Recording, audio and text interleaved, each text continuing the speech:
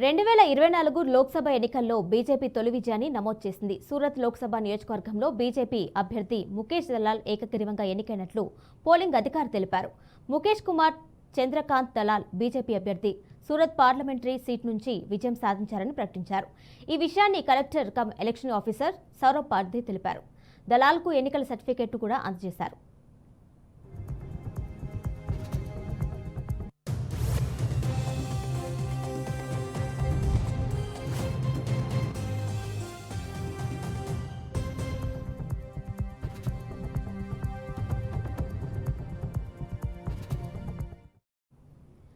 ఆ స్థానం నుంచి నామినేషన్ వేసిన అభ్యర్థులందరూ పోటీ నుంచి తప్పుకున్నట్లు Gujarat party chief CR Patel తెలిపారు. నామినేషన్లు విత్డ్రా చేసుకునేందుకు ఇవాళ చివరి తేదీ.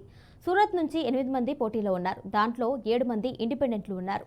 బీఎస్పీకి చెందిన ప్యారేలాల్ భారతి కూడా తన పేపర్స్ను విత్డ్రా చేసుకున్నారు. కాంగ్రెస్ అభ్యర్థి నీలేష్ కుంబానీ పత్రాలను జిల్లా రిటర్నింగ్ అధికారి సౌరభ్ పర్గి తోసిపుచ్చారు.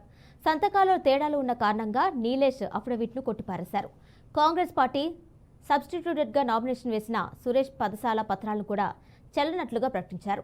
2 కాంగ్రెస్ అభ్యర్థులు దాఖలు చేసిన 4 నామినేషన్ పత్రాలు నిజమైనవిగా లేనట్లు రిటర్నింగ్ ఆఫీసర్ తెలిపారు. అఫిడవిట్లు దాఖలు చేసిన అభ్యర్థులు వాటిలో స్వయంగా సంతకాలు చేయలేదు అన్నారు. ఈ ఘటనలో సుప్రీంకోర్టును ఆశ్రయించినట్లు కాంగ్రెస్ లాయర్ బాబు మంగియాకి తెలిపారు.